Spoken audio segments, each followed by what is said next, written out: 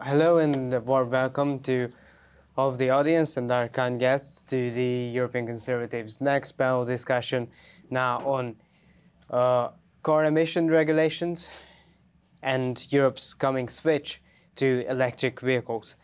I'm very pleased that you all could have come because this topic is often overlooked, but simply because most of the legislations that most of the implications of these legislations are coming in a very distant time in the future. But I can assure you it is very timely because everything that will impact our lives and Europe's lives is being discussed right now in these institutions not far away from here.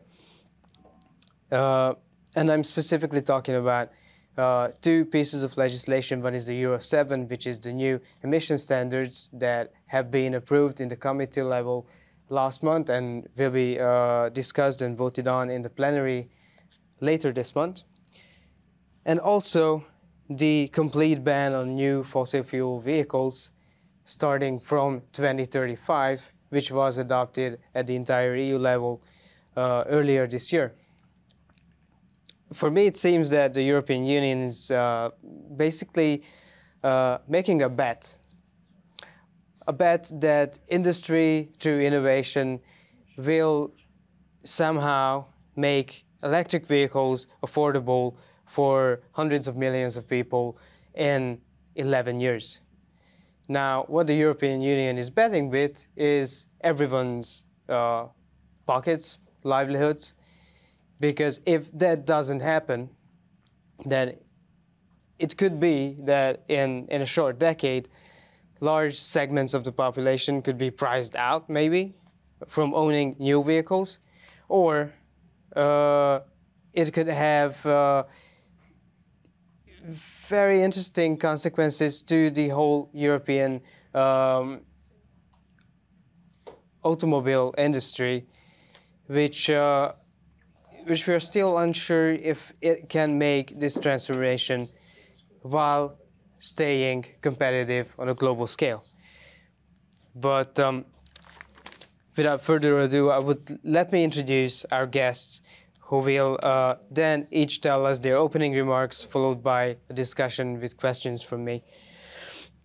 First, we have MEP Paolo Borchia. He was a former APA, but now has been serving as a member of the parliament since 2019. And he is representing the Italian Lega party and is the coordinator for the Identity and Democracy group in the Industry, Research and Energy Committee. And we also have Samuel Forfari, who is a former civil servant in the European Commission. He spent 36 years in DG Energy, has been a president of the European Society of Engineers and Industrialists, and is now a professor of energy geopolitics at ESCP London. Welcome, gentlemen. Thank you for joining us for this discussion. I will now give the floor to Mr. Borchia. Yes, good morning, everybody. Thank you very much for this very nice invitation, and it's a pleasure for me to have the possibility to have a dialogue with Professor Fufari. What we are talking about? First question. Well, according Global Carbon Project, Europe has just 7.5% of greenhouse gas emission at the global level. If we are talking about mobility, if you are talking about cars or trucks emissions, we are talking about the 20% of European emissions. And so the transition to the BEV will have as a consequence a very small reduction of emissions. It's not me expressing this concept, but this is data. This is statistics. So we don't have anything new to invent. The matter is that I see that there is a strong ideological approach in this transition. And, ideology is passion. Every one of us is very motivated in talking about politics. Everybody of us is very happy when there is a possibility of expressing passion. But in this context, I think that we should be more pragmatic, we should be more concrete, and we should be more focused on the consequences in the social field and in the competition field. Well, according to Commissioner Breton statistics, there are 600,000 job places in danger in Europe, 70,000 in Italy. And I'm sorry, when I was a kid, I was told that European Union was focus was aimed in promoting welfare, in promoting competitiveness, and in trying to defend job places. But I have the impression that we are going in the opposite direction. There is one more contradiction that I can't find a reply. I mean, after the breakout of the conflict in Ukraine, we were told that okay, we can't import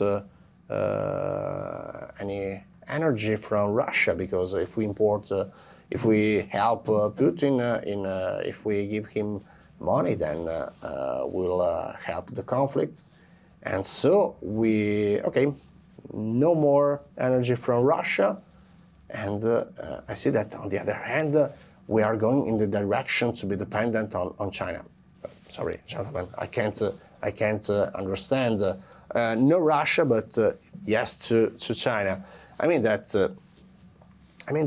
this transition will have as a first and bad consequence that Europe will be dependent from China because of technologies, because of the import of critical raw materials. And so this is a strategy that is very confused, is very ideological, and well, I don't know if at this stage we are able to change things or to shift this transition in a more pragmatic way. For sure, on next June there will be European elections, and I think that the most important topic to be developed will be to try to make European people sensitive in participating and informing them on the risk of the ecological transition. On the ideological point of view, I think that these kind of gentlemen are very committed in building a better world, but dreams are dreams, and the reality is going in another direction. Thank you. Thank you. Mr. Fafari. Thank you very much for the invitation, and it's a pleasure to be with the MEP, Mr. Borchia. We should not believe that climate change is changing the brain of people. Climate change do not make scientists more intelligent. Why do I say that? Because there is absolutely nothing new in energy policy since 50 years and 1 month.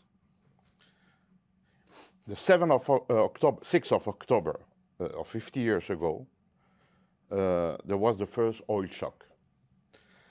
And I was already involved in energy at that time, and it was a trauma. We had to find rapidly new solution. We called that at that time alternative energies. In 1979, it was even worse, with the Ayatollah Khomeini arriving in Iran and creating the Islamic Republic. This has been a trauma. Next month, we will celebrate the 50 years of the Sunday without cars, because there was no oil anymore. And so we start to react, And I have to say that one of the best reaction has been the European Commission creating the oil and gas demonstration program. Thanks to that, we help the industry to develop new technologies to produce oil and gas in the North Sea. And this break down completely the strategy of OPEC. We were free. But in the meantime, we were looking for other solutions. And the Commission, with the support of the Parliament, have always given a lot of attention and financing to develop alternatives. After 50 years, the alternative is 3%. Wind and solar, because the other alternatives there are not, wind and solar represent 3% of the primary energy demand in the EU after 50 years. After having spent since 2000 more than 1 trillion of euro of our taxes, 3%. And now they proclaim that we will, with renewable energy, arrive to 100%. Which renewable energy? Hydro is saturated and the Green do not want hydro. Geothermal is existing only in Lardarello in Tuscany and in Azores, nothing else. Biomass, the Green do not want to burn wood. What is remaining? Wind and solar, 3%. And the 3% have to replace all the fossil fuel rapidly, because 2030 is in 7 years. So this is just based on political wishful thinking. Science is not compatible with the energy transition. But not only that, the rest of the world do not care. That's the main problem. Excuse me. The rest of the world is pushing for all energies, wind and solar, nuclear, coal, oil and gas. And the increase of the new, nice, green energy represent 1/5 of the total increase. That means that in the world, and particularly in non-OECD and the BRICS, the gap between nice green energy and bad fossil fuel energy is increasing. Renewables are increasing, fossil fuel are increasing 5 times more. That means that the EU will be totally isolated in the future because we will destroy our economy, as we have said. But most of that, it will be on the other part of the world will take the benefits of our dream. Thank you so much. Both of you touched on this global aspect. And Mr. Broker, you also said the critical raw materials, right?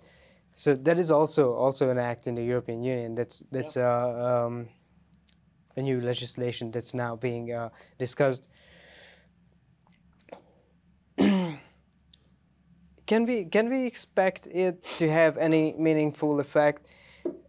Because it seems very, very naive that in 10 years Europe will not be dependent on lithium and other resources coming from Africa, which is increasingly an economic sphere of China. Because this transformation requires an enormous amount of resources, which Europe will be very much dependent on. So how do you see this global race for resources, and where will Europe stand in 10 years if we enter this race and on the wrong foot? Well, thanks for your question. It's very interesting, but I think that politics is made by spaces to be occupied.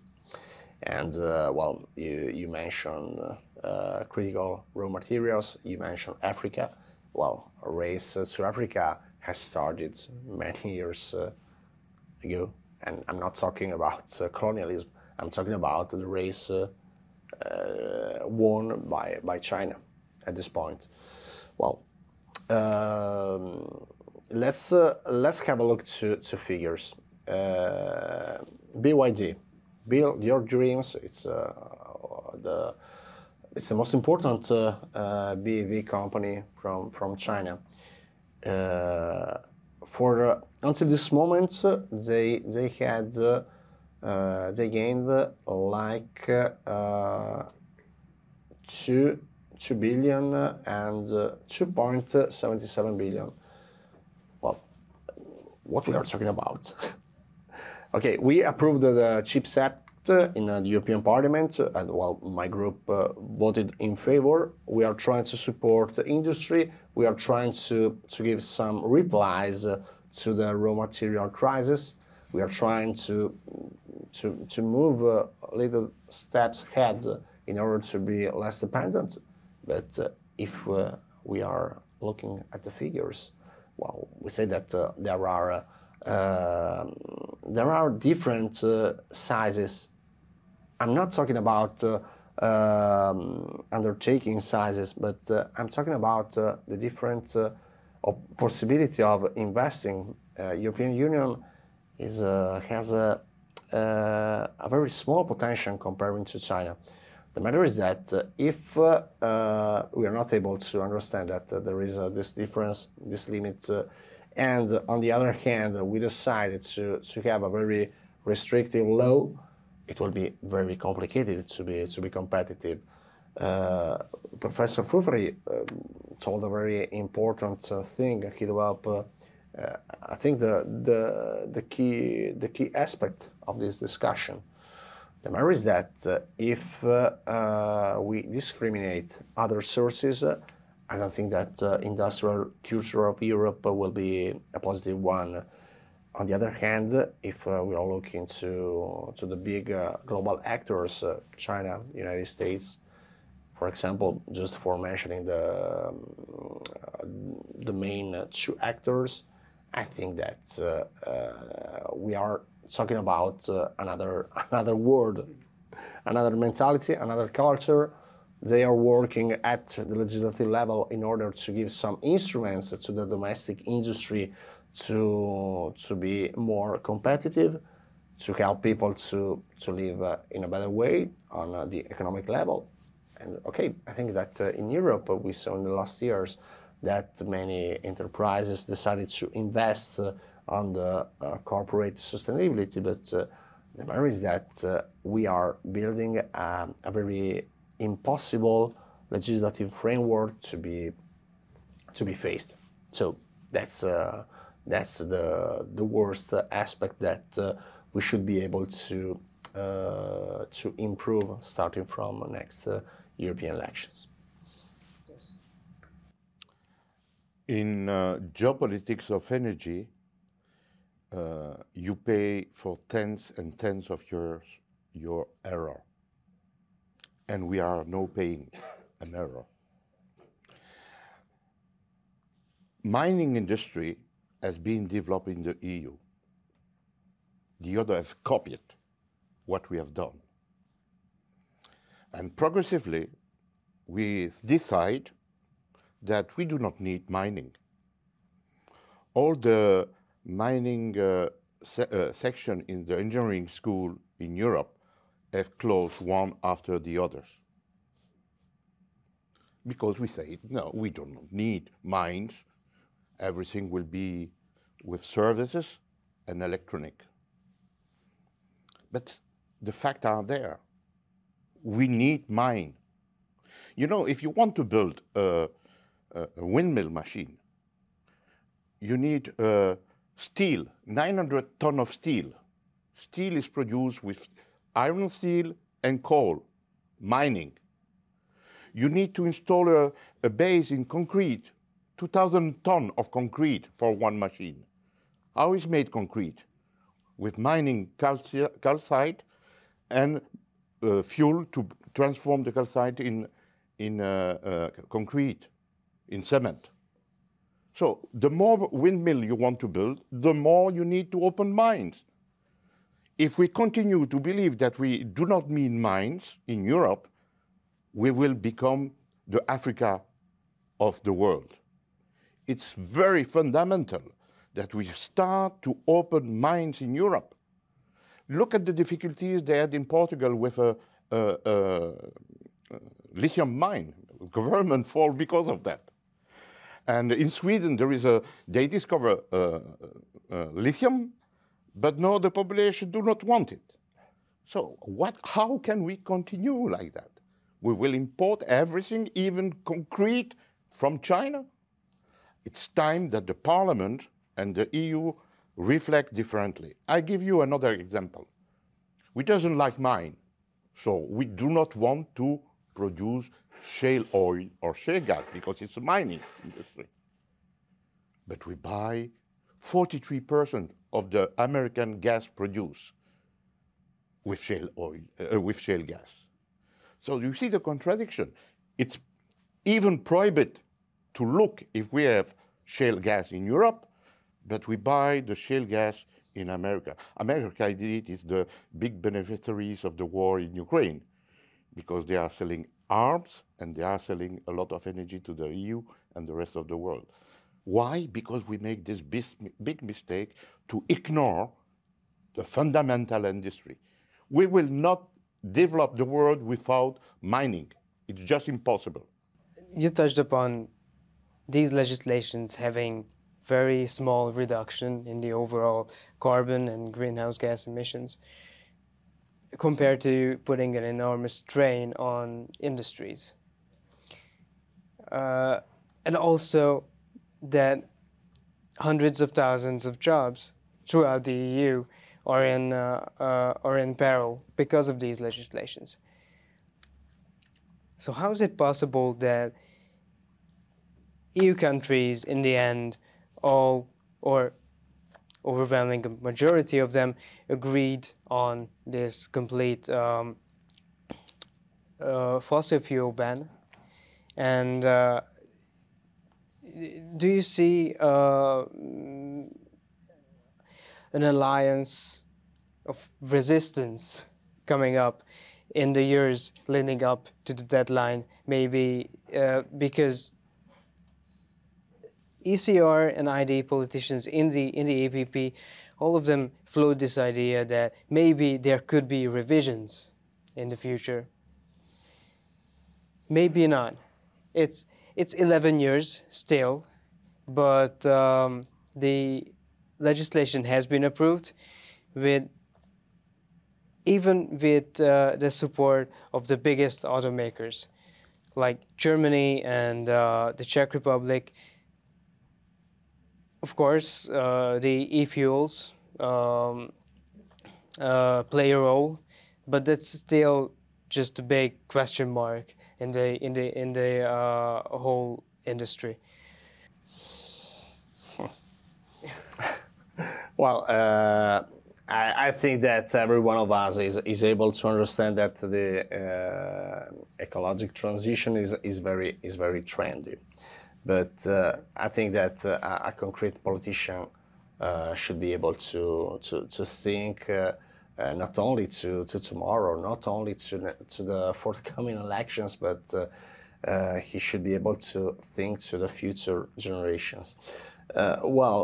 From one side, I think that there is a rhetoric that the left wing is trying to convince people that conservative parties are not interested in environment.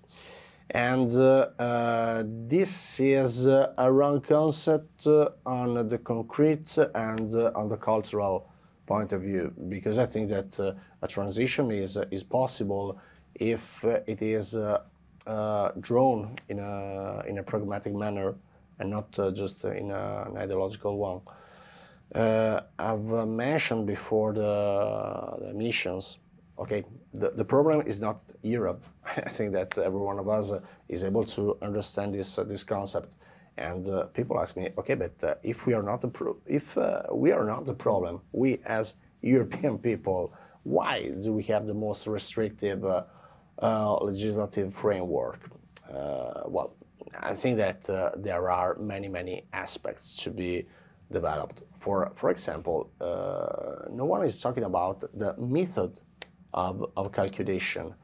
Well, they are just trying to, well, when a car is switched on, they are just trying to calculate emissions from the cars. But if we have a pragmatic approach, we should be able to make an assessment on the life cycle assessment of a technology. For example, a made in China battery, okay, it isn't a cause of emissions, but if we talk about the entire life of this battery, okay, which is the less polluting technology, the traditional one or the electric one? And then one more problem is that in this historical moment, European institutions are not thinking about the technological neutrality. I think that politics on one side should be able to give goals, to set up objectives, to think about the future. But you can't tell me which kind of technology I must use at this point. And this is not a problem. European industry is ready or not to this transition. Well, I think that if you make the same question to industry, you will have a reply. If you make the same question to the supply chain, probably you will have a different reply. There are many aspects to say on this question, but I would like just to mention that we have a problem of complexity. People are just enabled because they are not professional to understand the challenge of sustainable development. It's too complex for normal people. If you go to them and you tell them, you know, the bad guy wants you to buy their energy, but we have a new best solution, people will buy that. Even politicians.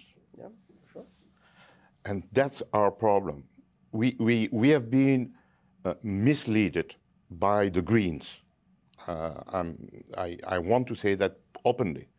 We have been misled by the Greens, which have said that everything is possible. And it will be cheap. Not only possible, but cheap. And we see the reality. It's not possible, and it's expensive, and destroying our economy. I think that it's time after the 9th of June, because before 9th of June, nothing will happen, that the politicians start to say, okay, let's analyze what we have done before we continue. Because it's clear, it's evident that it's a disaster that we have created. And I would like to blame also not only the Green, I would like to blame the industry. Because, believe me, the industry know that this is a nightmare. I just show you a picture. It's a nightmare ahead. But who dare to go and say, you know, we are wrong? The following day, their share will go down because Greenpeace will make a mess. So we are here in a situation where the lie is going on, and people who know that the truth do not dare to speak.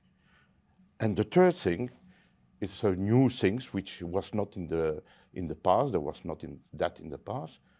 I told you that for 50 years, the European Commission promoted science, technology, demonstration program. Fantastic. I've worked on that, so I know how good it was. But no, they decide to finance not project, not demonstration, to finance the implementation.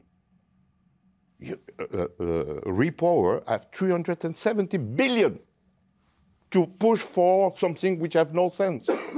So too much money, too much afraid of the green, and too much demagogy. We are in a mess. We need to change that the 9th of June. Well, I think it's clear that it's not a scientific but an ideological battle right now, and I hope we can change some of these on the 9th of June. Uh, I need to thank you very much for being here. Unfortunately, we need to cut this short because Mr. Borka has other duties to attend to in the parliament. But I welcome you all to continue this discussion with Mr. Professor Fufari in afterward. And thank you very much for being with us.